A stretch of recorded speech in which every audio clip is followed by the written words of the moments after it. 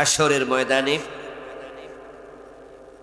কারো কারো সন্তান এবং কারো কারো স্ত্রী তাদের বিরুদ্ধে আল্লাহর আদালতে মামলা দায়ের করবে।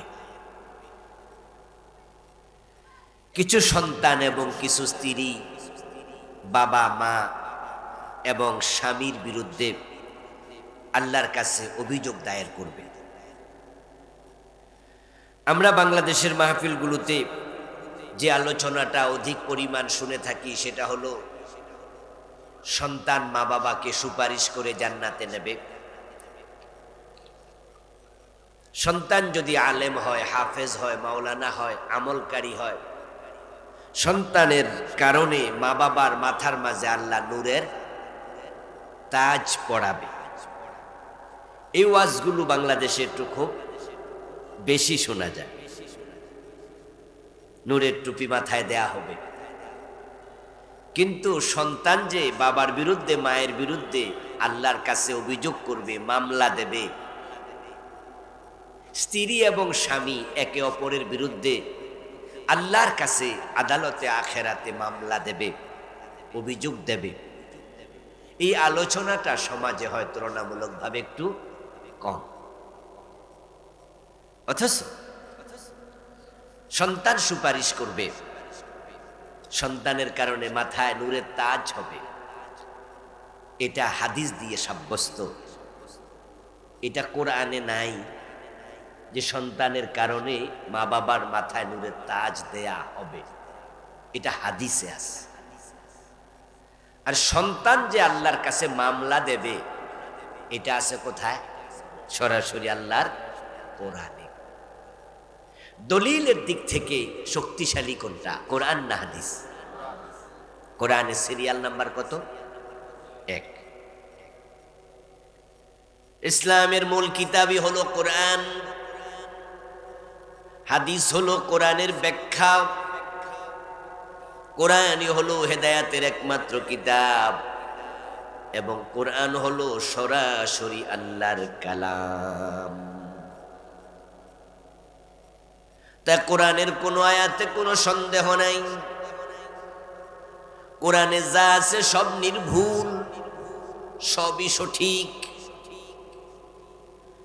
কিন্তু কিছু হাদিস আছে যেগুলো মাউদু, বানানো জাল হাদিস, আবার কিছু হাদিস আছে জয়ীফ, যেগুলোর বর্ণনাকারী দুর্বল, তাই সে হাদিসগুলোর হুকুমের ক্ষেত্রে অগ্রহণযোগ্য। কিছু হাদিস আছে মুরসাল, কিছু আছে মুদাল, কিছু আছে মুনকাতে, কিছু আছে হাসান। এই যে হাদিসের প্রকারভেদ আছে, তার মাঝে আমরা যে হাদিসটা সহিহ আমরা সেটাকেই গ্রহণ করি, অন্যগুলো ক্ষেত্র বিশেষ পরিত্যাজ্য হয়।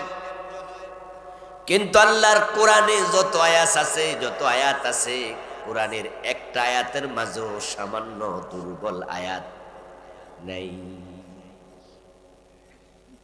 যালিকাল কিতাবু লা রাইবা ফীহ,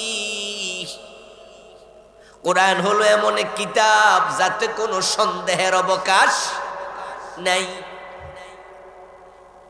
দলিল হিসাবে এটাই সবচেয়ে গ্রহণযোগ্য দলিল। এখন যে কিতাব সবচেয়ে গ্রহণযোগ্য, ওই কিতাবের সূরাতুত তাগাবুনের 14 নম্বর আয়াত আল্লাহ তাআলা আমাদেরকে বলেন, ইয়া আইয়ুহাল্লাযীনা আমানু, ও ঈমানদারেরা, ইন্না মিন আজওয়াজিকুম ওয়া আওলাদিকুম আদুওয়াল লাকুম, নিশ্চয় তোমাদের কারো কারো স্ত্রী, কারো কারো সন্তান হবে তোমাদের দুশমন, তোমাদের শত্রু। এই শত্রুতা দুনিয়ার শত্রুতা আল্লাহ বুঝান নাই। সূরাটার নামই হলো তাগাবুন। কুরআন মাজিদ আল্লাহ তাআলা কিয়ামত দিবসের অনেক নাম দিয়েছেন। এটার নাম ইয়াউমুল কিয়ামা, এটার নাম ইয়াউমুল হাসর, এটার নাম ইয়াউমুত তানাদ, এটার নাম হলো ইয়াউমুদ্দিন, এটার নাম ইয়াউমুত তাগাবুন।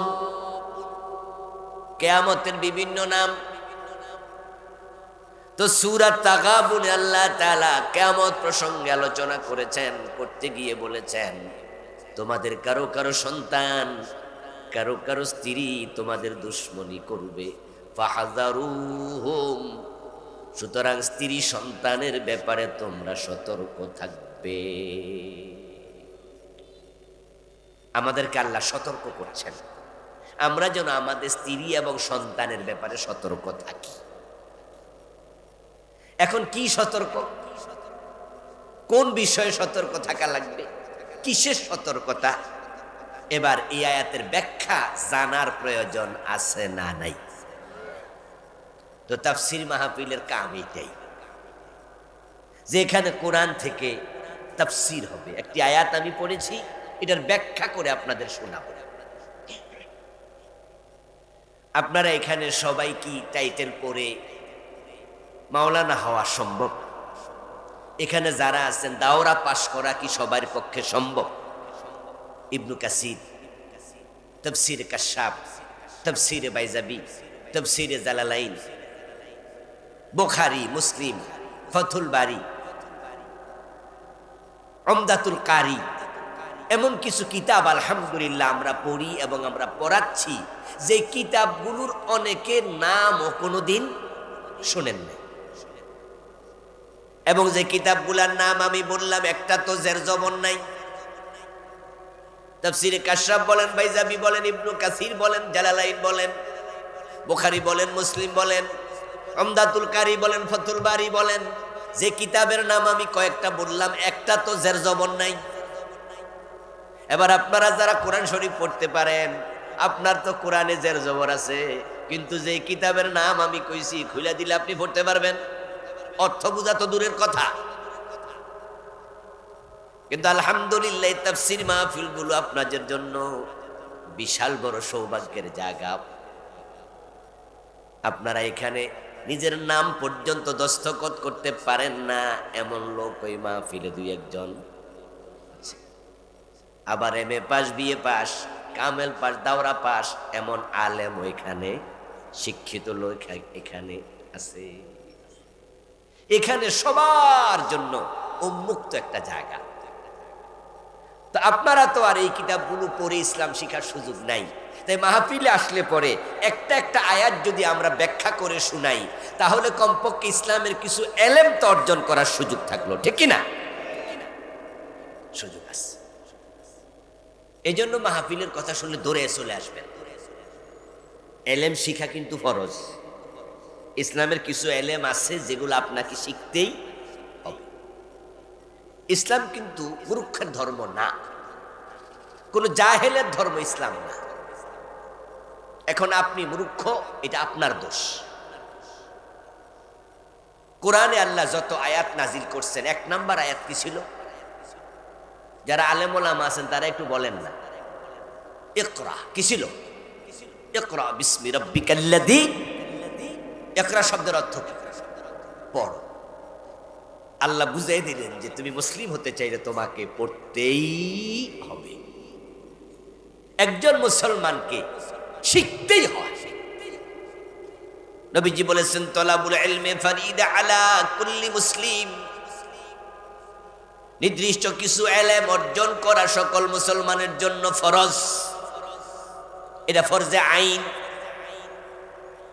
সন্তান জন্ম দিলে হবে না, বরং এই সন্তান আপনার কাছে আল্লাহর দেয়া আমানত। তাকে ঠিকঠাক মতো যদি আপনি মানুষ না করেন, এই সন্তান আখিরাতে আপনার বিরুদ্ধে আল্লাহর কাছে মামলা দেবে। আপনার জান্নাতের পথ সন্তান রুদ্ধ করে দেবে। বয়স হয়েছে, বিয়ে করলে হবে না, বরং আপনার স্ত্রী আল্লাহর বড় নিয়ামত আপনার জন্য।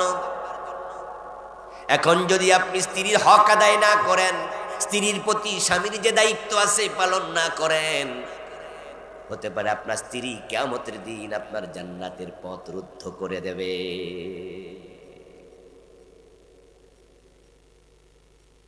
এই জন্য আরবিতে একটি প্রবাদ আছে,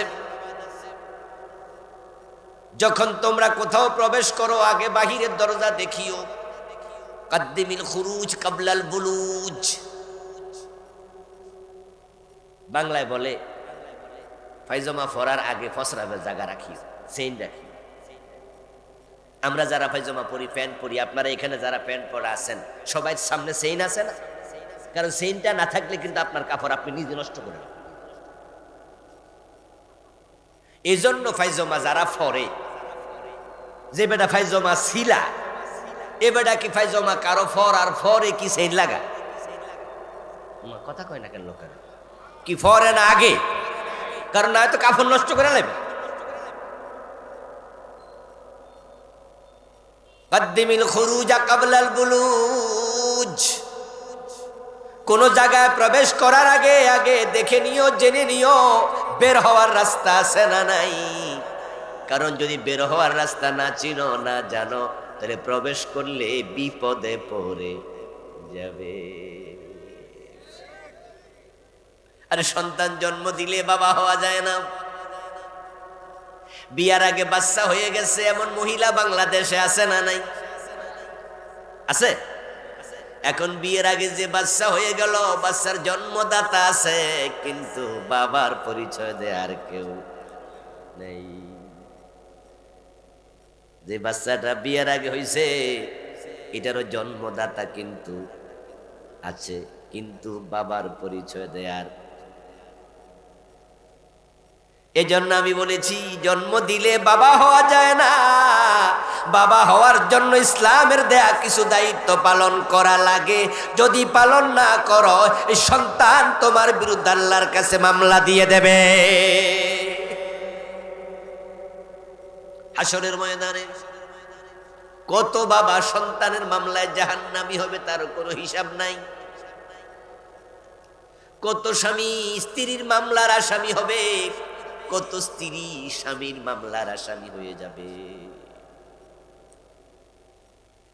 এমন অসংখ্য স্বামী আছে যেই স্বামী বিয়ে করে নিজের বউটাকে বেপর্দা লইয়া ঘুরে বেড়ায়, মোটরসাইকেলের পিছনে পাতলা শাড়ি পরাইয়া, ঠোঁটের মাঝে লিপস্টিক দিয়া, চুলগুলো ছাইরা দিয়া, তারপরে মোটরসাইকেলের পিছনে বইছে, পিছন দিয়া সুন্দরীর সুন্দর পিঠ পাতলা শাড়ির ভিতর দিয়া দেখা যায়।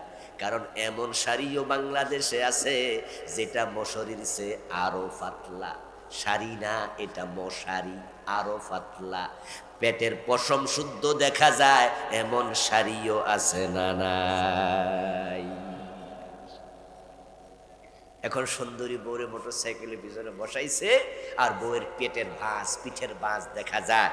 পিঠা একবারে বিশাল ফুটবল মাঠের মতো খোলা, এমন ভাবে ব্লাউজ বানাইছে মাত্র 4 ইঞ্চি জায়গা জোড়া, নিচেও খোলা উপরেও খোলা।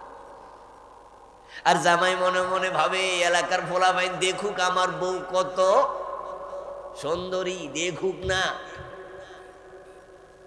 ও দোস্ত, হাসরের ময়দানে তোমার স্ত্রী যখন জাহান্নামী হবে, যেই নারীকে 100 পোলাপান দেখলো, 100 মানুষ দেখলো, কোন নজরে তাকানোর কারণে 100 জনের 100টা আলাদা গুনাহ হলো। আর যে নারীর দিকে তাকালো তার একা 100টা কবিরা গুনাহ হয়ে গেল। বাবা তার মেয়েকে বোরকা সিলে দেয় না, কলেজে পাঠায়, স্কুলে পাঠায় বোরকা ছাড়া। ও দোস্ত, মেয়ের মুখের সৌন্দর্য, পিঠের সৌন্দর্য, চুলের সৌন্দর্য রাস্তার পাশে দাঁড়ায়া কত পুরুষ দেখে। ক্লাস 9 10 যখন মেয়েরা ওঠে তখন তাদের দেহে যৌবন আসে, তখন তার চেহারাটা সুন্দর হয়, তার বুকে সৌন্দর্য ফুটে ওঠে। এই জন্য ইসলাম বলেছে তোমরা তোমাদের সৌন্দর্য ঢেকে রাখো। ওয়ালা তাবাররাজনা তাবাররুজাল জাহিলিয়াতিল উলা। সূরা নূরে আল্লাহ আলাদা বাবা আয়াত নাযিল করে বলে, ও দুনিয়ার মহিলারা, জাহিলিয়াতের যুগের মহিলারা যেমন সৌন্দর্য প্রদর্শন করে বেড়াতো, তোমরা ঈমানদার, তোমরা কিন্তু তাদের মতো সৌন্দর্য প্রদর্শন করো না। ওয়ালিয়াদরিবনা বিখুমুরিহিন্না আলা জুয়ুবিহিন্না, যখনই কোনো মেয়ের যৌবন আসে আল্লাহ বলে সে যেন তার সাধারণ কাপড়ের উপরে বুকের উপর আলাদা একটা কাপড় দিয়ে বুকটাকে ভালো করে ঢেকে রাখে। আমরা এখানে সবাই পুরুষ মানুষ, বলুন তো কোনো নারী যখন সামনে আসে তখন কি পুরুষের চোখ মেয়েটার বুকের দিকে বেশি যায় না? মানে সব আল্লাহর ওলি, বুঝতে পারতেছি নাকি কথা? কি ঠিক বলছি না ঠিক বলছি? মেয়ের বুকের দিকে চোখ যায় কি না? এই জন্য আল্লাহ বলছে বুকের কথা আলাদা। ওয়ালিয়াদরিবনা বিখুমুরিহিন্না আলা জুয়ুবিহিন্না, নারীরা যেন বুকের উপরে এক্সট্রা কাপড় দিয়ে বুক ঢাকে, যেন পরপুরুষ তার বুকের সৌন্দর্য না দেখে। কিন্তু তোমার মেয়েরে কলেজে পাঠাও, স্কুলে পাঠাও দোস্ত, তোমার মেয়ে এমন ক্রস ওড়না পড়ে রাস্তার দুই পাশ থেকে তার বুকের সৌন্দর্য পরপুরুষের নজরে পড়ে। তোমার মেয়ের সুন্দর চুল উড়ে বেড়ায়, পরপুরুষ দেখে কত লম্বা চুল, দেখো কোমর বরাবর চুল ঝুলতেছে, পুরুষ তাকাচ্ছে। এবং মেয়েটা টাইট ফিট জামা পরছে, পিছন দিয়ে আবার রশি একটা দিয়া বাঁধে, হ্যাঁ আসেনি? স্কুল ড্রেসের মাঝে কোনো কোনো জায়গায় দেখি আর কি, পিছন দিয়ে রশি দিয়ে আবার বাঁধে, বাইন্দা বুঝায় যে সাইজ কত কোমরের পিছন থেকে বুঝা নিও, না হয় বাঁধে কেন? ঠিক না? নয় বাঁধলো কেন? এ সাইডে আনা দেয়ার পর এখন পেছন দিয়ে পর পুরুষ তাকা তার দেহের সৌন্দর্য গুলো দেখে। হাসরের ময়দানে এই মেয়ে, এই বউ যখন আল্লাহর সামনে যাবে, আমল নামায় কত হাজার কবিরা গুনাহ। এই যে আপনাদের করগাঁও বাজার, এই বাজারদার মাঝখানে বাজার দিয়া যখন কোনো সুন্দরী নারী বেপরদায় হেঁটে যায়, বাজারের দিন কত শত পুরুষ তাকায়, তার কোনো হিসাব নিকাশ নেই। যদি 500 পুরুষ তাকায়, 500 পুরুষে তাকায়, 500 জনের আলাদা করে একটা কবিরা গুনাহ, একটা একটা, আর এই মেয়েটার একা হবে 500টা। এবার যে মেয়ের বাবা নিজে গান শিখাইছে, বাবা নিজের পকেটের টাকা খরচ করে মেয়ের গানের স্কুলে ভর্তি করে, গানের টিচার বাড়ি তাই না গান শিখায়, এমন লোক বাংলাদেশে আছে না নাই? বাবা নিজে নাটকের স্কুলে ভর্তি করে, নাটক শিখায় কেমন অভিনয় করা লাগে, অ্যাক্টিং শিখায়, অভিনয় শিখায়। বাবা নাচ শিখায়, বাবা গান শিখায়, সারে গামা ফাদা নিশা শিখায়। ওই মেয়ে নাটক করেছে, সিনেমা করেছে, এক একটা নাটক 50 লাখ ভিউ হয়, 1 কোটি view, 10 million, 15 million, 70-80 million view হয় এমন নাটক সিনেমাও। যেই মেয়েটার সিনেমা, যে মেয়েটার নাটক 2 কোটি লোকে, 5 কোটি লোকে দেখেছে, ওই 5 কোটি লোকের প্রত্যেকের যদি একটা একটা আলাদা কবিরা গুনাহ হয়, আর ওই মেয়েটার একাই 5 কোটি কবিরা গুনাহ হয়ে গেছে। হাশরের ময়দানে আল্লাহর সামনে যখন মেয়েটা ধরা পড়ে যাবে, আল্লাহ বলবে যা যা জাহান্নামে যা, তোর আমল নামে এত কবিরা গুনাহ। মেয়েটা তখন বলবে, বউ তখন বলবে আল্লাহ আমার স্বামীরে ডাকো, মেয়ে বলবে আমার বাবারে ডাকো। বাবা যদি বোরকা সিলাইয়া দিত এত কবিরা গুনাহ হতো না, স্বামী যদি বোরকা সিলাইয়া দিত এত কবিরা গুনাহ হতো না। আমার বাবা আমার গানের স্কুলে ভর্তি করাইছে, আমার দোষ না, একার দোষ না। এই যে গান শিখাইলো, নাটক শিখাইলো, বেপরদা কলেজে পাঠাইলো, এখানে অভিভাবকের দোষ আছে না নাই?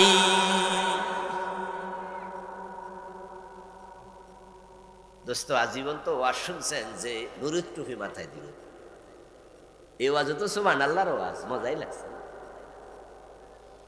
হ্যাঁ দোস্ত কথা সত্য, قال رسول الله صلى الله عليه وسلم من قرأ القرآن وعمل بما فيه ألبس والداه يوم القيامة تاجا دوه أحسن من دو الشمس হাদিস ঠিক।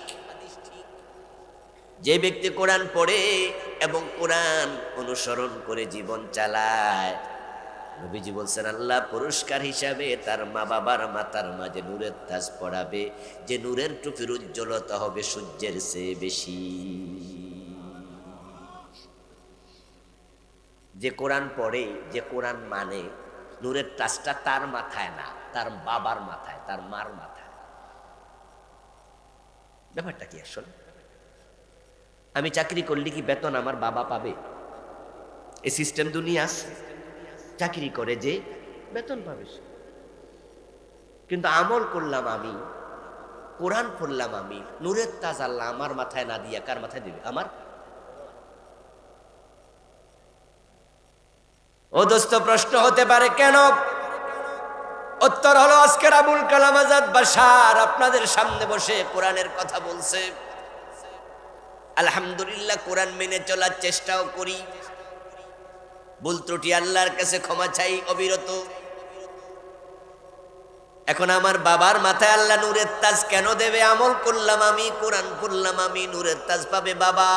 এর কারণ হলো আমি যে আজকে কামেল পাস, দাওরা পাস, মাওলানা হয়েছি, আমার বাবা যদি প্রাইমারি স্কুলে ভর্তি করাইয়া, কলেজে পড়াইয়া, মেডিকেলে পড়াইতো, আমি কি মাওলানা হতাম না? ডাক্তার যদি বিশ্ববিদ্যালয়ে পাঠাইতো, মাওলানা হইতাম না প্রফেসর?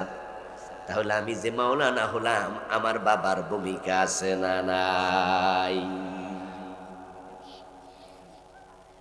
আমার বয়স যখন মাত্র 6 বছর, তখন আমি ক্লাস 1-এ ভর্তি হয়েছি। কি আমাদের 5-6 বছর বয়সে 1-এ ভর্তি হয়েছি না আমরা? কথা বলেন না, কথা বলেন না, হই নাই? আচ্ছা, 5-6 বছর বয়সে আমি কি মাদ্রাসা পড়বো না আমি স্কুলে পড়বো, এই সিদ্ধান্ত নেওয়ার কি কোনো বয়স আমার হয়েছিল? আমি কি কিছু বুঝি? তাহলে আমার বাবা আমার মাদ্রাসায় ভর্তি না করাইয়া প্রাইমারিতে দিত, আমি কিন্তু আস্তে করে স্যার হয়ে যেতাম। কিন্তু আমার বাবা ভাবছে যে না, আমার পোলাডার আমি মাদ্রাসায় পড়াবো, এই জন্য আমার যে ইবতেদায়ী মাদ্রাসায় দিছে। তারপরে আমি 1-2 পড়তে পড়তে পরে দাখিলের দিকে উঠছি, তারপরে আলেম ফাজেল কইরা কামেল করছি। এই যে আমার বাবা আমারে পথ দেখাইছে, চাইলে তিনি অন্য পথে নিতে পারতেন। এই জন্য আল্লাহ পুরস্কারটা আমারে না দিয়া আমার বাবার মাথায় দিয়ে দেবেন।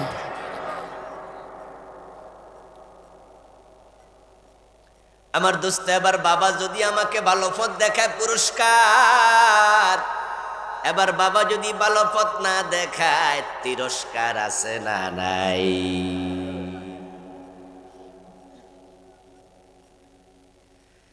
ওই যে স্ত্রী স্বামীর বিরুদ্ধে মামলা দেবে, আমার স্বামী তার মোটর সাইকেলের পিছনে বসায়া রাস্তা রাস্তায় ঘুরছে,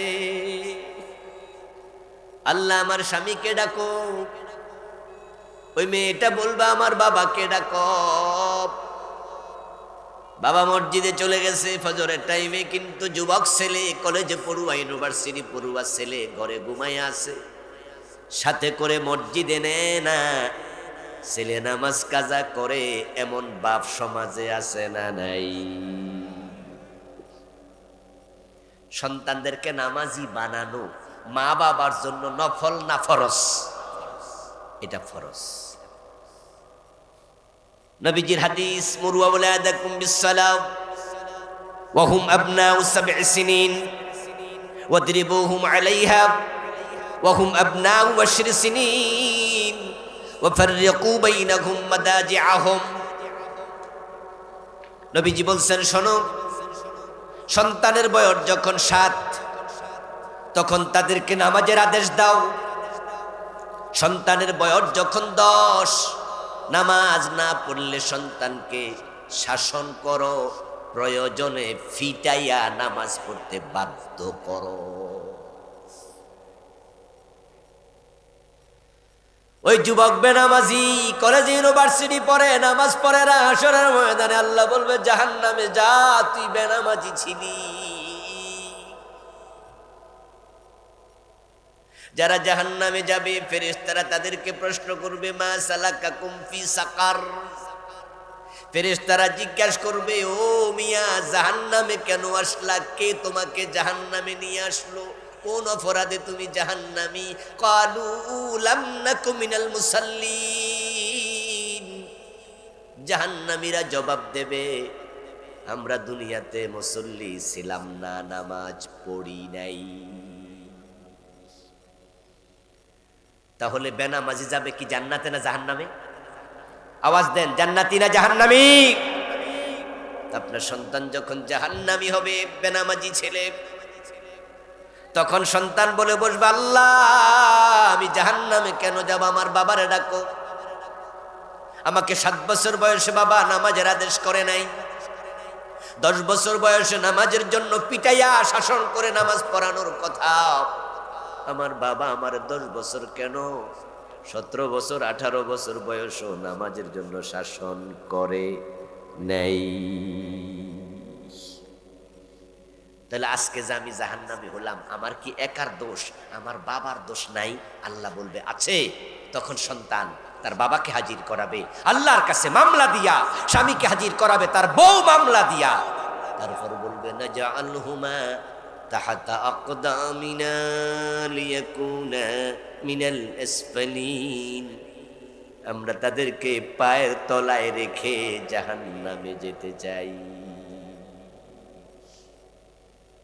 এটাও কোরআনের আয়াত। জাআলহুমা তাহাতা আকদামিনা, পায়ের তলা রাখতে চাই।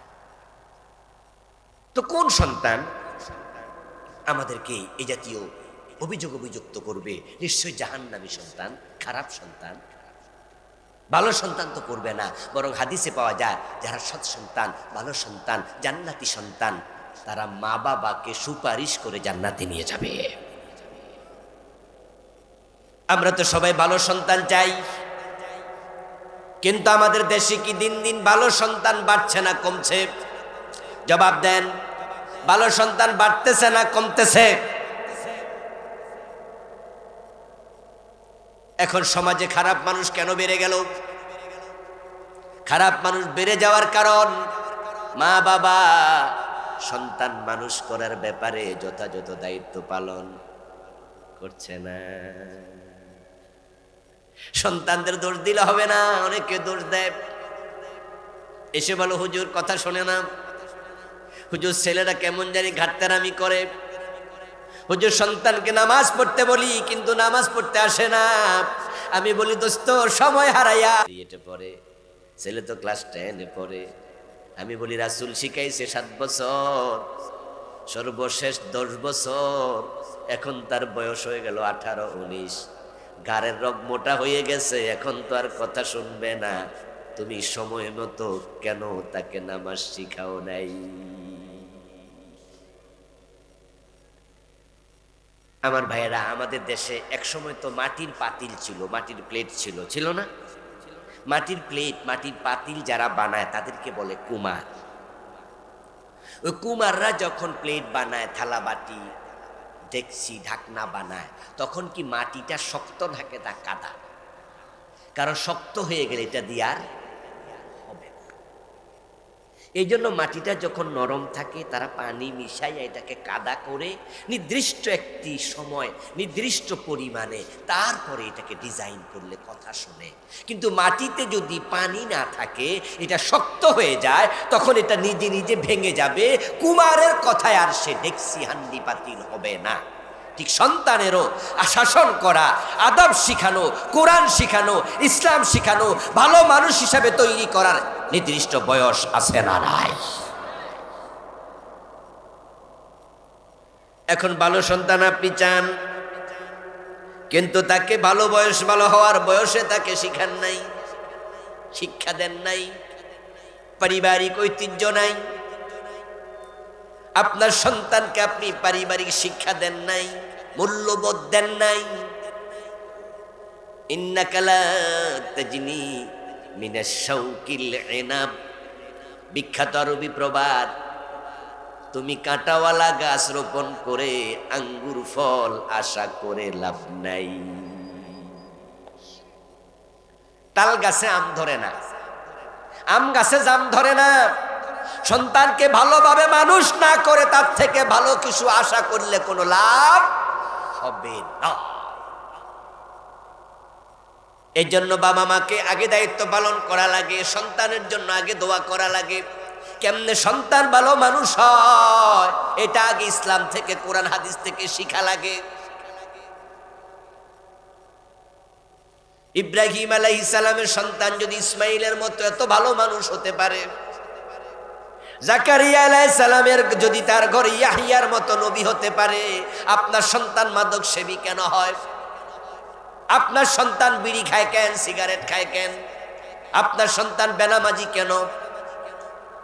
এক সময় মা বাবা কত শখ কইরা সন্তানদেরকে বড় করে বিয়ে করাইতো। এখন বাংলাদেশ অধিকাংশ ফ্যামিলিতে সন্তানেরা নিজে নিজে বিয়ে করে নেয়। মা বাবা বিয়ে করানোর পরিবেশ দিন দিন হারাইয়া যাচ্ছে।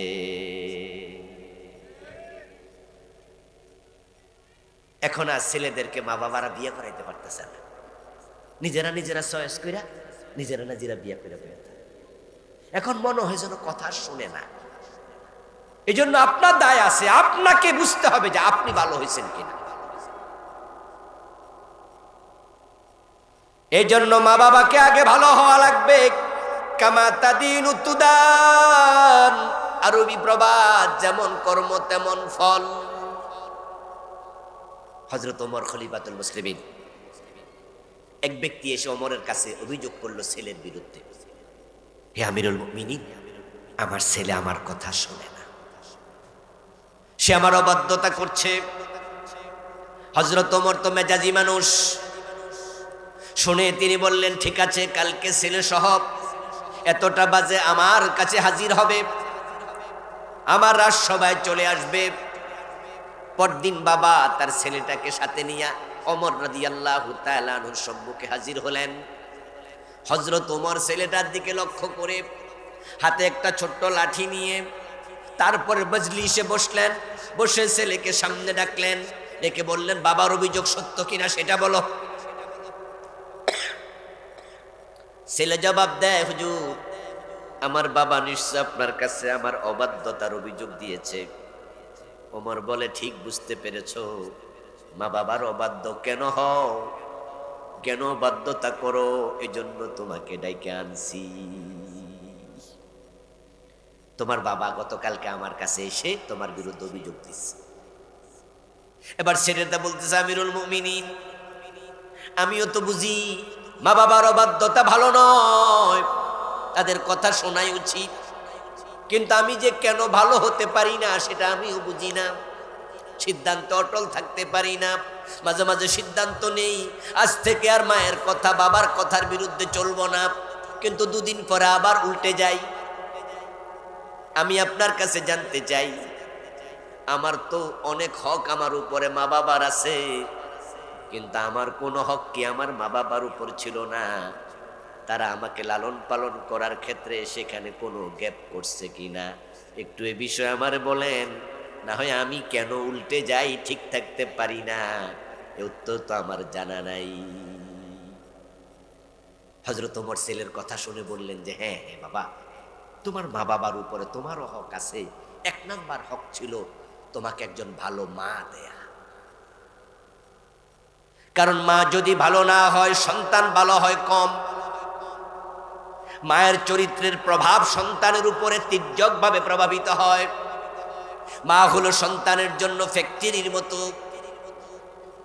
গম যত ভালোই হোক, জব যত ভালোই হোক, ওই গম দিয়া যদি চানাচুর বানায় আর মেশিনের ভিতরে কেরোসিন তেল লাগা থাকে, তাহলে ভালো জব খাওয়া যাবে না, কেরোসিনের গন্ধ বের হবে। এই জন্য মেশিনটাও ভালো করে পরিচ্ছন্ন থাকতেই। বাবা এমএ পাস, বাবা মাওলানা, কিন্তু মা পর্দা করে না। মা সিনেমা দেখে, মা নাটক দেখে, মা পেট দেখায়া চলে, পিঠ দেখায়া চলে, বুক দেখায়া চলে। যেই মেয়ের পেট পর পুরুষ দেখে, ওই পেট থেকে কখনো হাসান হোসাইনের মতো সন্তান জন্ম নেয় না।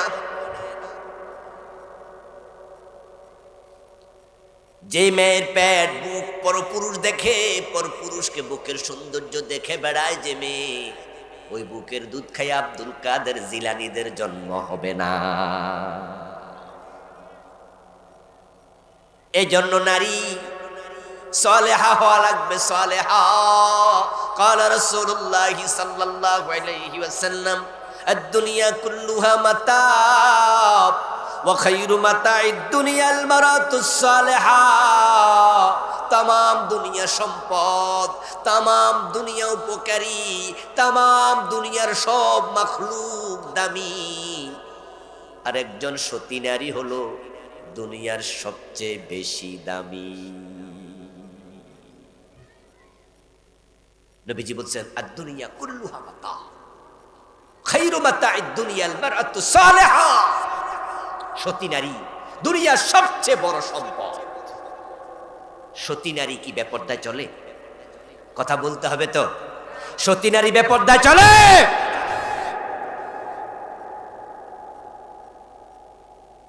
ও দোস্ত, একজন সতী নারী খুব দামি, খুব দামি। এই জন্য তো বিয়ে করার সময় সবচেয়ে গুরুত্বপূর্ণ অংশ হলো মেয়েটা পর্দা করে কিনা, মুত্তাকি কিনা, এই প্রশ্ন করা। قال رسول الله صلى الله عليه وسلم تنكح المرأة لأربعين لجمالها ولمالها ولحسبها ولدينها فاصبر بذات الدين تربت يداك। নবীজি বলেন, যখন মেয়েকে বিয়ে করে মানুষ চারটা জিনিস দেখে। এটা আরব দেশের রসম ছিল, আমাদের বাংলাদেশেও আছে।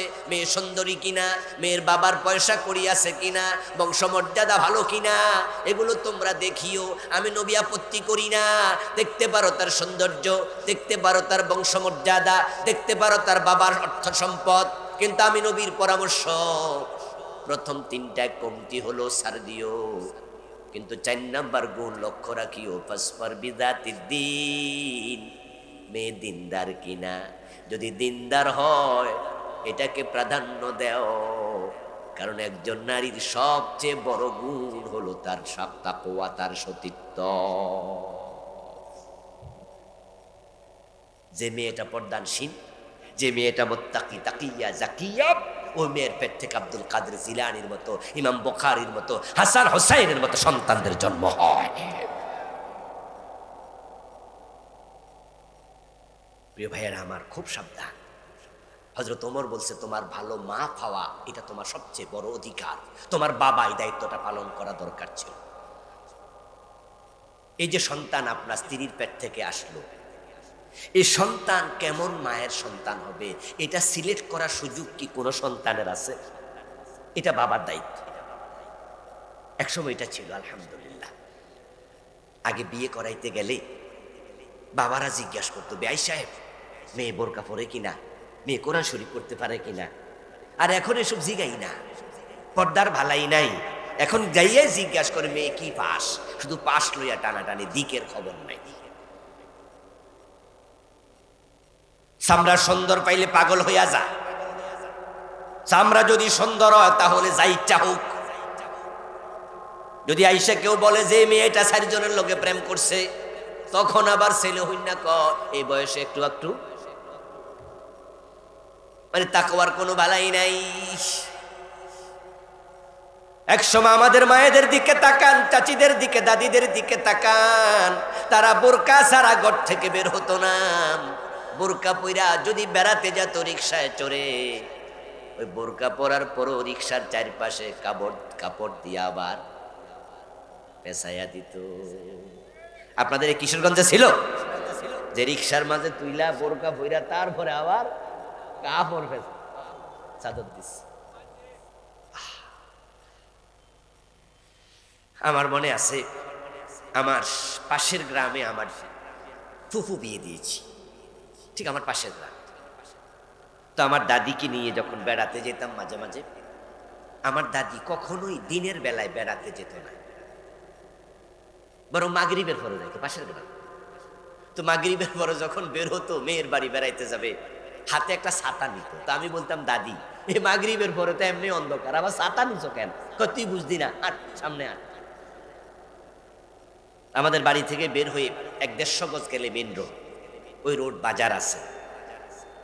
তা আমার মনে পড়ে যখন ওই মেন রোডে কোনো মানুষ আসতো, দাদির কানে আওয়াজ যেত যে কেউ আসতেছে, কথা বলতেছে, দাদি ছাতাটা মেলে খুলে তারপরে এইভাবে ধইরা রাস্তার এক পাশে খাড়াই থাকতো। ও পুরুষরা চলে গেলে তারপরে হাঁটতো, এর আগে খুব দাঁড়াই থাকতো।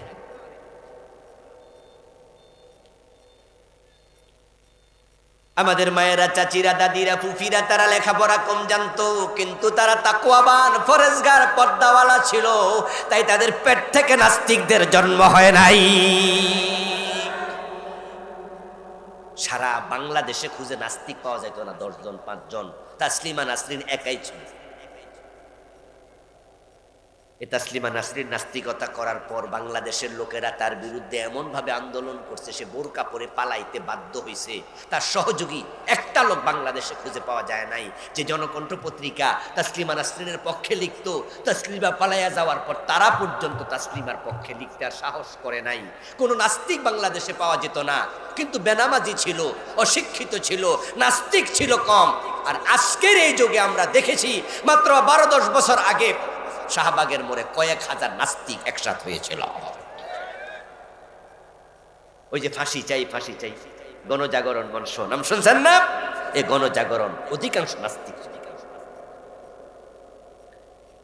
এই গণজাগরণ মঞ্চের যারা সেখানে ইমরান, এই সরকার সহ যে কয়জন উপদেষ্টা ছিল, মূল উদ্যোক্তা ছিল, তার মাঝে একটা নাম ছিল থাবা বাবা রাজীব। তার বাড়ি গাজীপুরের কাপাসিয়া। এই একটা মাইক আমার দিকে দাও তো, একটা মাইক, একটা হরন আমার কান বরাবর দাও, আওয়াজ কম হচ্ছে। এই ভাই এখানে না, তোমার ঘুরাঘুরি এখানে না, এটা হরন ফিরাই দাও। তার নাম ছিল রাজীব, তার ব্লগের নাম ছিল থাবা বাবা। এই নামে সে ব্লগে লেখালেখি করত। আপনাদের এই এলাকা থেকে মাহফিল করে আমি ফিরতেছিলাম রাতের বেলায়, সম্ভবত রাতের তখন 1-1:30 বাজে। আমার মোবাইলে আমার পরিচিত একজন কল দিলেন। কল দিয়ে বললেন যে হুজুর, থাবা বাবা রাজীব নামে একটা লোককে কে বা কারা হত্যা করছে, সে নাকি জাগরণ মঞ্চের নেতা। আপনি কি জানেন কিছু? আমি বললাম না তো, আমি জানি না। বলল আপনি একটু, আমি লিঙ্ক পাঠাচ্ছি, এটা ব্লগে ঢোকেন। তখন তিনি লিঙ্ক পাঠালেন, আমি তার ব্লগে ঢুকলাম। ঢুকে দেখি এই ছেলেটা তার ব্লগের মাঝে ইসলামের বিরুদ্ধে, রাসূলের বিরুদ্ধে, কোরআনের বিরুদ্ধে, আল্লাহর বিরুদ্ধে এমন লেখা লিখছে, ইন্না লিল্লাহি ওয়া ইন্না ইলাইহি রাজিউন। আমার রাসূল সেজদা দিতেন, এই সেজদাকে এমন ভাবে কটাক্ষ করছে, আমি তো আশ্চর্য হয়ে গেলাম। মুসলমানের সন্তানরা ইসলামের বিরুদ্ধে এমন লেখা। ঢাকায় গেলাম, পরদিন সকালবেলায় পত্রিকা, আমার দেশ পত্রিকা, ইনকেলাব পত্রিকা, তখন আমার দেশটা খেল না, ইনকেলাব পত্রিকা বিশাল করে লিখলো, আমার দেশও ছিল, আমার দেশও ছিল, বিশাল করে লিখলো যে আজকে নাস্তিকদের এখানে জয় জয়াকার। কে বা কারা মারছে জানি না, তার এই লেখা দেখে কোনো মুসলমান খেপে গেছে, হত্যা করছে। তাদের মাঝে একজনের নাম ছিল আসিফ মহিউদ্দিন। এই আসিফ মহিউদ্দিন পরে বাংলাদেশ থেকে পালাইয়া চলে গেছে, সম্ভবত কানাডায়। এই আসিফ মহিউদ্দিন তার ব্লগে লিখেছে, যদি শাহবাগের মোড়ে আল্লাহ নেমে আসে, সে আল্লাহকেও ফাঁসি দিবে। আমার বন্ধু, সে গণজাগরণ মঞ্চে 1-2 নয়, হাজার হাজার লোক জড়া হয়েছিল, যার কারণে হেফাজতের জন্ম হয়। এই হেফাজত ইসলামের কারণে গণজাগরণ মঞ্চ আওয়ামী লীগ সরকার পরে তুলে দিতে বাধ্য হয়। তাসলিমা নাসরিনের সময় একজন নাস্তিক পাওয়া যায়, আর বেশি পাওয়া যায় না, কিন্তু এখন হাজার হাজার। কারণ ওই বেপর্দা মহিলা বেড়ে গেছে, যারা বেপর্দায় চলে তাদের পেট থেকে নাস্তিকের জন্ম হয়ে যায়, খারাপ ছেলেদের জন্ম হয়ে যায়।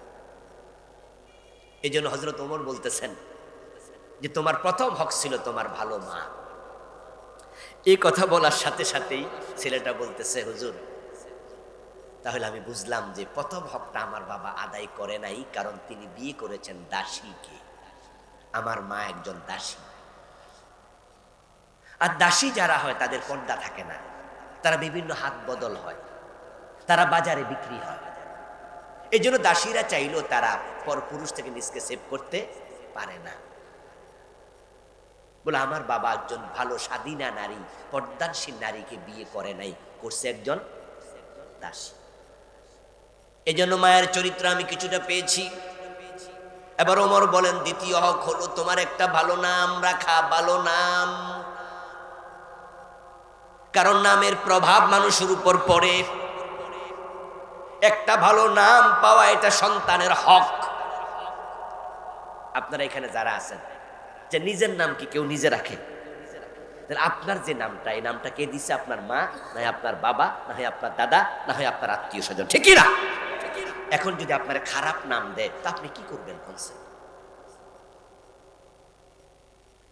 আরে নামের যে সিঁড়ি, এমন নাম বাংলাদেশে পাওয়া যায়, ট্যাবলেট ক্যাপসুল পর্যন্ত পাওয়া যায়। আচ্ছা না ভাই? বর্ষা, বৃষ্টি, টর্নেডো, মানুষের নাম কি আশ্চর্য নাম রে বাবা। আমি আমার এক মুসল্লি আজ থেকে 12-14 বছর আগে এক জায়গায় জুমা পড়াতাম সাভারে। আমাকে ধরলেন একদিন যে উনি হাজি সাহেব মানুষ এবং আমার বন্ধু মানুষ, খুব সুন্দর দাড়িওয়ালা।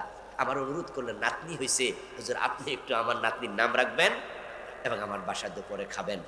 নর্মালি আমি দাওয়াত টাওয়াতে কম যাই, ছাত্র জীবন থেকে আমার অভ্যাস কম মানুষের ঘরে দাওয়াত খাওয়া, ছাত্র জীবন থেকে অভ্যাসটা আমার ছিল। তো সেটা আমি এখনো কন্টিনিউ করি, এই জন্য দাওয়াতে আমাকে সহজে লোক কম পায়। তো উনি খুব ঘনিষ্ঠ বিদে আমি গেলাম, যাওয়ার পরে খেলাম, খাওয়ার পরে এবার নাম রাখার পালা, নাতনি হয়েছে। তো বললাম হাজি সাহেব কি নাম রাখবেন? বলো হুজুর আপনি একটা নাম দেন। আমি বললাম যে দেখেন, নাম রাখার দায়িত্ব হুজুরের না, নাম রাখার দায়িত্ব তার অভিভাবকের। তো আপনারা আমার নামটা তো পছন্দ নাও হতে পারে, এই জন্য মেয়ের মা আছে, এই বাচ্চা দাদি আছে, বাচ্চার বাবা আছে, আপনারা মিলে একটা পরামর্শ করেন, করার পর আমার কাছে আসেন। আমি যদি পছন্দ করি তাহলে এটাই রাখবো, আর না হলে আমি চেঞ্জ করব।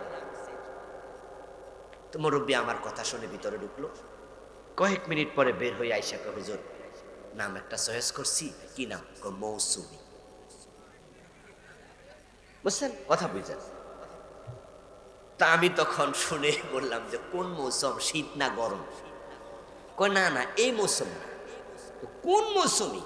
সিনেমার নায়িকা, সিনেমার নায়িকা মৌসুমী। এই হাজি সাহেব সিনেমার নায়িকার নামে নাতনির নাম রাখবেন? তখন আমি না মাইয়ের দাদি।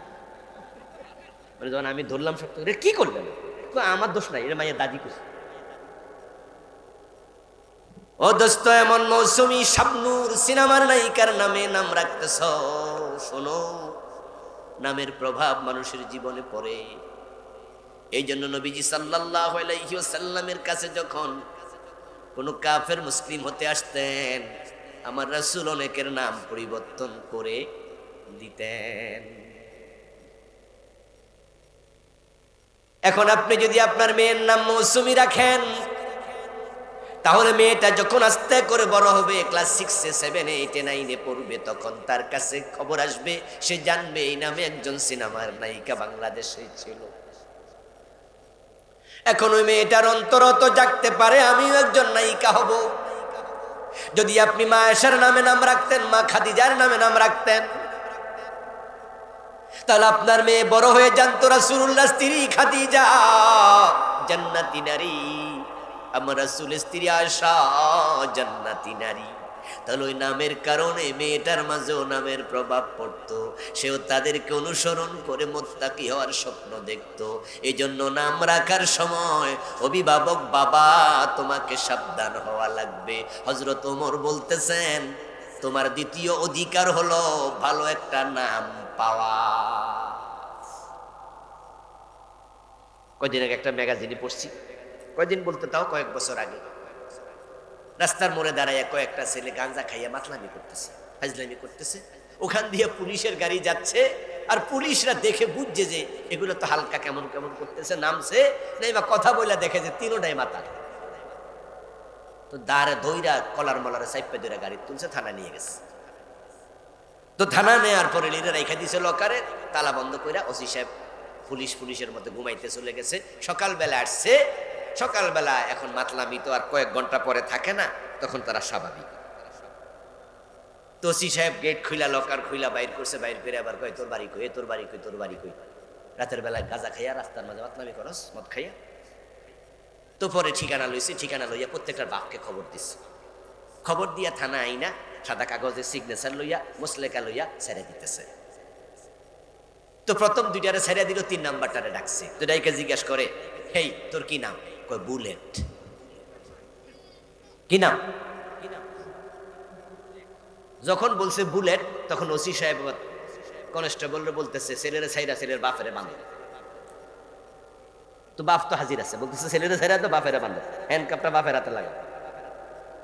তখন বাপ এবার বলছে, স্যার আমার কি দোষ? ফোলার নাম বুলেট রাখলে ফোলা তো এইসব করবোই নাকি? এ তো কিলাকিলি গুতাগুতি নাম, এ তো কামে তুই না। আশ্চর্য, এমন কিছু নাম পাওয়া যায় যে নামের পরে বেডা না বেডি বোঝা যায় না, ঠিক না? এমন নাম পাওয়া যায় এটা মানুষ না, ছাগল না গরু, এটাও বোঝা যায় না। যারা কুকুর পালন করে তারা কি কুকুরের নাম রাখে না? বিভিন্ন জন কুকুর বিড়াল পালন করে, তারা কুত্তার নামও রাখে। এমন নামও রাখে এটা কুত্তার নাম না মানুষের নাম, এটাও বোঝা যায় না। আজীব মানুষ। এখন আমরা আধুনিক হতে যাচ্ছি। আধুনিক হইতে হইতে এখন আমরা যদি বলি নাম রাখেন আবু বকর, হুজুর বুড়া বুড়া লাগে। কথা বোঝেন নাই? তো নাম রাখেন ওমর, কোনা হুজুর, এটাও তো 1400 বছর আগের নাম। আধুনিক নাম দেন। আধুনিক নাম খুঁজতে খুঁজতে এক বেটা হুজুরের নাম পছন্দ হয় না, ছেলের নাম একবার ইন্টারনেটে ঢুইকা তারপরে বাইর করছে ব্রেনসা। একবারে খুব জাকা নাকা নাম, হালকা কি আধুনিক আধুনিক ভাব, ইংরেজ ইংরেজ ভাব, ব্রেনসা। তো দোস্তর কাছে গল্প করছে, অফিস কলিগের সাথে ছেলের নাম রাখছি একবার একটা লেটেস্ট নাম ব্রেনসার। তখন দোস্ত জিজ্ঞাসা করে, অর্থ কি? অর্থ খেয়াল করি নাই। আরে গুগলে ঢোকো, গুগলে যেহেতু পাইছ অর্থ পাইবা। তো গুগলে আবার ঢুকছে, দুইকা তো মুখ কালো হয়ে গেছে, চেহারা কালো হয়ে গেছে। দোস্ত খুব খেয়াল করছে, কিরে কি নাম? কয় না, কয় না কয়া যাবে না। কেন কয়া যাব না? গুগল কি তোর বাপের? আমি ঢুকতে পারবো না? তাড়াতাড়ি ক। পরে ঢুইকা দেখে এদের যে ইংরেজরা চালাইছিল লর্ড কর্নওয়ালিস না কি নাম ছিল, এর কুত্তার নাম ছিল ব্রেনসা।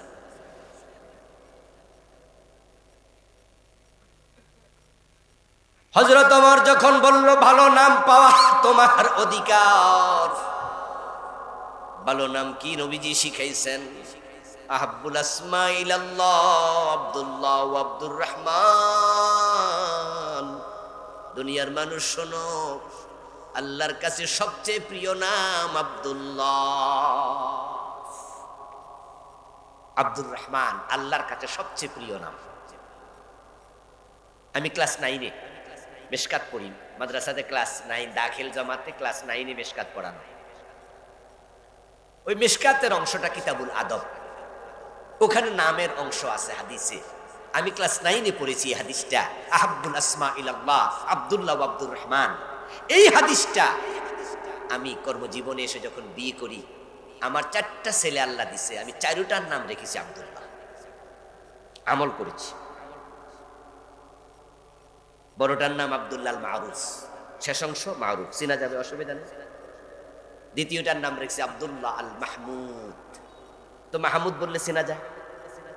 তৃতীয়টার নাম রেখেছি আব্দুল্লাহ আল মাসুম। চতুর্থটা আব্দুল্লাহ আল মাহদি। হাদিস কুনু ইবাদাল্লাহ। নবীজি বলছে তোমরা সবাই আল্লাহর বান্দা হয়ে যাও। তা আমি ভাবলাম আল্লাহর কাছে সবচেয়ে প্রিয় নাম যেহেতু আব্দুল্লাহ, আব্দুল্লাহ রেখে দিলাম। আমল করেছি। আমার বন্ধু আব্দুর রহমান আল্লাহর প্রিয় নাম, আমলের সুযোগ আছে। নাম রাখুন সাহাবাদের নামে, নাম রাখুন আম্বিয়াদের নামে, সুলাইমান, দাউদ, মুসা, সালেহ, এই নামগুলো রাখুন। কিন্তু এই নাম না রাইখা ব্রেনসার পছন্দ করে আর বুলেট পছন্দ। ভালো নাম, ভালো নাম, ভালো নাম। এখন তো আলহামদুলিল্লাহ গুগল আছে, চ্যাটজিপিটি আছে, ইন্টারনেটে কত উইং আছে। আপনারা যদি খোঁজেন দেখবেন যে পাশে নামের অর্থ সহ সুন্দর সুন্দর নাম আছে। এই জন্য উল্টা পাল্টা নাম রাখবেন না। একজন নাকি মেয়ের নাম রাখছে তুকাজ্জিবা। তো হুজুর জিগাইলো এটা কি নাম হইলো? কই যে সূরা রহমানে পাইছে। তো কোরআন শরীফে ফেরাউন আছে না? তো কোরআন শরীফ ফাইলে কি নাম রাখা যায়? তুকাজ্জিবার অর্থ কি জানেন না? অস্বীকারী। তো হইল নি এটা অর্থবোধক নাম। ওমর বলতেছে, হুজুর আমার বাবা আমার হক আদায় করে নাই, আমার নাম রেখেছে হাফল। হাফল মানি সামসিকা। সামসিকা চিনে কিনা জানি না। ওই যে কিছু কুড়ে ঘর ছিল, এক সময় সোনের ঘর ছিল, কুড়ে ঘরের ভিতরে মাগরিবের সময় ছোট ছোট পাখি, অনেকটা বাদুর টাইপের একটু ছোট, বের হইয়া ফুরুত করে উড়াল মারত, এগুলাকে সামসিকা বলে। এই এলাকায় কি বলে? এটা কি স্থির না অস্থির? অস্থির একটা প্রাণী। ছেলে বলতেছে আমার বাবা আমার নাম রাখছে সামসিকা, হাফল, এই জন্যই তো আমি সিদ্ধান্তের উপরে অস্থির। হযরত ওমর বলে, তোমার ৩ নাম্বার হক, তোমার বাবা তোমাকে কোরআন শিখাবে। খালিদ বিন ওয়ালিদ রাদিয়াল্লাহু তাআলা আনহু বলেছেন, উমিরনা আন নুআল্লিমা আওলাদানা আর-রামিয়া ওয়াল কোরআন। আমরা আদিষ্ট হয়েছি সন্তানকে দুটি জিনিস শিখাবো, একটা হলো তীর বিদ্যা, তীরন্দাজি, কেমনে জেহাদ করা লাগে, তীর মারা লাগে, তলোয়ার হাতে নেওয়া লাগে, জেহাদ শিখাতে হবে। আরেকটা হলো সন্তানকে আল্লাহর কোরআন শিখাতে হবে। আপনারা যারা আমার সামনে আছেন সকলে সন্তানকে কোরআন শিখাইছেন কিনা নিজেরে প্রশ্ন করেন। এমন এমএ পাস, এমন বিএ পাস, এমন অসংখ্য ডাক্তার ইঞ্জিনিয়ার পাওয়া যায় যারা আল্লাহর কোরআনটা দেখে দেখেও পড়তে পারে না। এই জন্য তোমার সন্তান দায়ী না, বাবা তুমি 1 নাম্বার দায়ী, তোমার সন্তান সিরিয়াল নাম্বার 2। কার দোষ দেবেন? সরকারের। যে সরকার প্রাইমারি স্কুলে কোরআন শরীফ ঢুকাইলে তো আমরা সন্তানদের কোরআন প্রাইমারিতে শিখাইতে পারতাম, হাই স্কুলে কোরআন ঢুকাই দিলে তো হাই স্কুলে কোরআন শিখে ফেলতো। আমি বলি হ্যাঁ, এই জন্য সরকারের দোষ আছে, সরকার দোষ মুক্ত না। কারণ এটা পরিতাপ, এটা আমাদের জন্য দুর্ভাগ্য যে 54 বছরে এমন সরকার পেয়েছি যারা আমাদের সিলেবাসে আল্লাহর কোরআনটা ঢুকায় নাই, অথচ প্রাইমারিতে কায়দা সরকার চাইলে পারে না। আমরা তো মাদ্রাসায় পড়ছি, আমাদের তো দাখিল ক্লাসে 200 ইংরেজি ঢুকাই দিচ্ছে, 200 বাংলা ঢুকাই দিচ্ছে। যারা বিজ্ঞানে দাখিল পাস করে তারা হাইয়ার ম্যাথ, জেনারেল ম্যাথ 200 অঙ্ক করে, ফিজিক্স কেমিস্ট্রি বায়োলজি 300 বিজ্ঞান পড়ে, হিস্ট্রি আছে, ভূগোল আছে, কত কিছু সাথে এবার আমাদের কোরআন হাদিস, নাহু, সরফ, ফিকা, উসুলে ফিকা, তারপর অন্য সাবজেক্ট আছে। তো আমরা যদি মাওলানা হইয়া দুনিয়ার স্বার্থে 200 ইংরেজি শিখতে হয়, বাংলা শিখতে হয়, অঙ্ক শিখতে হয়, আল্লাহর জান্নাতের স্বার্থে প্রাইমারিতে কোরআন ঢুকাইয়া, হাদিস ঢুকাইয়া প্রত্যেককে জান্নাতের উপযোগী করে তৈরি করা দরকার আছে না নাই? ওখানে সরকার 200 ইংরেজি ঢুকাইতে পারলো, এখানে কোরআন ঢুকাইতে পারে না কেন?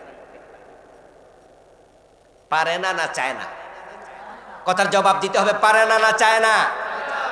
হাসরের ময়দানে 54 বছর বাংলাদেশ যারা চালাচ্ছে, প্রত্যেকটা প্রেসিডেন্ট, প্রত্যেকটা প্রধানমন্ত্রী, প্রত্যেকটা শিক্ষামন্ত্রী আল্লাহর কাছে জবাব দিতে। 92% মুসলমানের দেশ। আরে প্রাইমারি ক্লাস 1-এ যদি কায়দা ঢুকাই দিত, আলিফ বা তা সা পড়া হয়ে যেত, ঠিক না? ক্লাস 2-তে আমপারা ঢুকাই দিত, ক্লাস 3-র 10টা সূরা অর্থ সহ ঢুকাই দিত। এইভাবে ক্লাস 9 পর্যন্ত, 10 পর্যন্ত 100 কোরআন, 100 হাদিস যদি সিলেবাসে ঢুকাইয়া দেয়া যায়, আপনার সন্তান ডাক্তারি পড়ে ডাক্তার হবে, ইঞ্জিনিয়ারিং পড়ে ইঞ্জিনিয়ার হবে, ইউনিভার্সিটি পড়ে প্রফেসর হবে, সাথে সাথে বাবার জানাজার নামাজের ইমামতি করতে পারবে। ঘরে ঘরে জানাজার ইমাম তৈরি হবে। কয়দিন আগে খালেদা জিয়া মারা গেলেন, ওনার জন্য আমরা দোয়া করি নাই? আলেম ওলামারা আমরা দোয়া করছি, উনি ভালো মানুষ ছিলেন, আল্লাহ ওনাকে ক্ষমা করুক, জান্নাত নসিব করুক। আজকেও দোয়া করলাম, বলেন আমিন। এসে তার জানাজার ইমাম যদি তারেক জিয়া হইতে পারতো, ভালো লাগতো না? ভালো লাগতো না? যে জানাজার নামাজের ইমামতি করা কি খুব কঠিন জিনিস? কিন্তু কেন নয়? আপনার বাবার নামাজের জানাজা আমি কেন ইমামতি করব? আপনি কি করলেন? আপনার মায়ের জানাজার নামাজে আমি কেন ইমাম হব? আপনার দায়িত্ব নাই? হুজুর যখন ইমামতি করে, যারা যার লাশ সামনে রেখে জানাজার নামাজ পড়ে, তখন 3 নাম্বার তাকবীর দেওয়ার পর দোয়া, আল্লাহুম্মা গফির লি হাজ্জিনা ওয়া মাইয়্যিতিনা ওয়া শাহিদিনা ওয়া গায়িবিনা, আছে না? দোয়ার বাংলা অর্থ কি? আল্লাহ তুমি ক্ষমা করে দাও আমাদের জীবিতদেরকে, ক্ষমা করে দাও মৃতদেরকে। এই খাটিয়ায় শুয়ে আছে লাশ, তুমি তাকে ক্ষমা করো। হুজুর দোয়া করে জানাজার নামাজ, লাশ সামনে, হুজুরের দোয়া আছে মুখ দিয়া, কিন্তু তুমি নিজে যদি ইমাম হতা তোমার বাবার জানাজার, মায়ের জানাজার, তখন সন্তানের দোয়া আসতো কলিজার ভিতর দিয়া।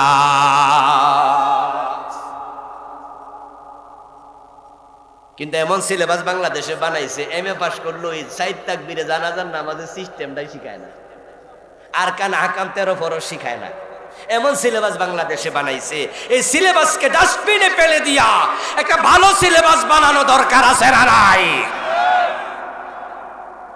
সরকার চাইলে আগামী বছরই সম্ভব, এটা কোনো ব্যাপারই না। এটা কি হাই স্কুল না? স্কুল মাঠ। আচ্ছা, এই হাই স্কুলে যদি একজন মাওলানা ঢুকাইয়া দেয়, প্রত্যেক হাই স্কুলে একজন মাওলানা লাগবে। ক্লাস 6 থেকে ক্লাস 10 পর্যন্ত 100 নাম্বার কোরআন, 100 নাম্বার হাদিস শিখতে হবে। সরকার চাইলে কি একজন মাওলানার বেতন দিতে পারে না? এই 200 নাম্বার কম্পালসারি করতে পারে না? তাহলে ক্লাস 6 থেকে ক্লাস 10 পর্যন্ত 500 হাদিস পড়ানো হবে। ক্লাস কয়টা? 5টা। 100 করে হাদিস দিলে কয়শো? 500। আরে ভাই, ইসলাম শিখতে কি লাখ লাখ হাদিস শিখা লাগে? এই 500 হাদিস এনাফ, বিষয়ভিত্তিক শিখাই দেবে। 100 করে আয়াতের তাফসীর শিখাও, 100 করে আয়াত শিখাও মাত্র অর্থ সহ। 5 ক্লাসে কয়শো? 500 আয়াতের তুমি আলেম হই, 500 আয়াতের আলেম হই। এখানে আমার সামনে বসে আছেন, আপনি দেখে দেখে কোরআন শরীফ পড়তে পারেন, আপনার সিলেবাসে ছিল না। দোষ আপনার না, দোষ সিলেবাসের। এই জন্য যারা ইসলামী সিলেবাস বানাবে, যারা মানুষকে কোরআনমুখী করবে, যারা হাদিসমুখী করবে, যারা সুদের বিরুদ্ধে কথা বলবে, ঘুষের বিরুদ্ধে বলবে, চাঁদাবাজি বন্ধ করবে, এমন লোকদেরকে সংসদে পাঠানো দরকার আছে না নাই? কপাল পড়া মুসলমান 54 বছর এমন নেতা বানা, যে নেতারা নিজেরাই অজু সাইর ফরজ জানে না। ঠিক না? ঠিক। হ্যাঁ, আবার আপনারাই তো কোন যে আমাদের নেতারা বালা না, আপনারা বালানি, আপনারা এরকম নেতা ভোট দেন কেন? বরং ভোটের দিন রাইতে ভোট বেচার লেগে বইয়ে থাকবে এমন লোক আছে না নাই? আছে, মানে ভোটের আগের দিন রাইতে বাতি লাগায় বইয়ে থাকে, কাস্টমার যেন ফিরে না। 500 টাকা 1000 টাকা ভোট দিচ্ছে, কারেন্ট গেলে জামাই বউরকম মোমবাতি লাগাও, বয়ে বয়ে দুজনে ফান খায় সারা রাত, কোন কাস্টমার যেন মিস না হয়। ভোট আছে 5টা, 5000 টাকা বেচালাইছে। আরে আমি তো বলি, মুসলমান তোমার বিবেকটা এত এত নিচে কেমনে নামলো? তুমি 5000 টাকা 5টা ভোট বেচে লাইলে 1000 টাকা কইরা। যে ছাগলটা গতকালকে জন্ম নিছে, একদিন বয়সে ছাগল বাজারে বেচলে এটাও তো 3000 5000 টাকার নিচে হয় না? তো তুমি 1000 টাকা বেচা গেলা, তুমি তো ছাগলের চেয়ে আরো।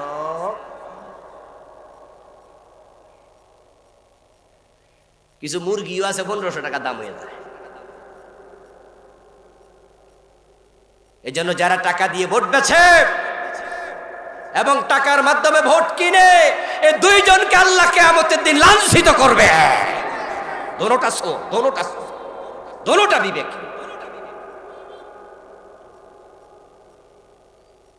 সন্তানকে কোরআন শিখাও। হযরত ওমর রাদিয়াল্লাহু তাআলা আনহু এই কথা বলার সাথে সাথে এবার ছেলে বলতেছে, আমিরুল মুমিনিন 4 নম্বরে যায়েন না, আমি বুঝে ফেলছি আমার যে হক আছে। আমার বাবা 1 নাম্বারটা মিস করছে, মা দাসী। 2 নাম্বারটা ভালো নাম রাখা, আমার নাম রাখছে হাফল, এটাও মানে নাই। 3 নাম্বার কোরআন শিখানো, আমার বাবা আমারে কোরআনটাও শিখায় নাই। আমার বাবা তো সামনে আছে, আমনে জিগান। আমি অতটুকু বলার পর হযরত ওমর হাতের লাঠিটা ছেলের দিক থেকে এবার বাবার দিকে ফিরাইয়া কয়, এই বেটা বাবা, আমার তো মনে চায় মাথাটা তোর আগে ফাটাই। যে ভালো সন্তান যদি চাও, আগে তোমাকে সন্তানের হক আদায় করার জন্য ভালো বাবা হওয়া লাগবে। তুমি ভালো বাবা না হলে ভালো সন্তান পাবে না। সন্তানের হক, মা বাবার হক, স্বামীর হক, স্ত্রীর হক, কি কি হক আছে সন্তানের? আমি তো ওমরের হাদিস থেকে মাত্র 3টা হক বলেছি, এ বইতে লিখেছি আমি 14টার মতো। সন্তানের হক, স্ত্রীর হক, স্বামীর হক, মা বাবার হক, ভাইয়ের হক, বোনের হক, প্রতিবেশীর হক, সব মিলেয়া চমৎকার একটি বই। আমার লেখা 9টা বই আছে আলহামদুলিল্লাহ। 9 নম্বরটা এসেছে গত নভেম্বরে। ওটা 400-র উপরে দোয়া সমৃদ্ধ একটি বই, আল্লাহর স্মরণে মুখরিত জীবন। এটা হলো 342 পৃষ্ঠা। যাওয়ার সময় বইটা স্টেজ থেকে নেবেন, আমার ড্রাইভার সাহেবের কাছে আছে। পরিবার গঠনে, ব্যক্তি ও পরিবার গঠনে ইসলাম। হকগুলো আদায় করেন, ভালো সন্তান ঘরে তৈরি করবে আল্লাহ নিজে। যদি দায়িত্ব পালন করেন আল্লাহর সাহায্য পাবেন। আল্লাহ আমাদের ঘরে ঘরে ভালো সন্তান, স্ত্রীর যে হক আদায় করলে স্ত্রী আপনার বিরুদ্ধে মামলা দেবে না, সে হকগুলো জানা লাগবে। আল্লাহ তুমি জানার এবং মানার তৌফিক দাও। সবাই বলেন আমিন।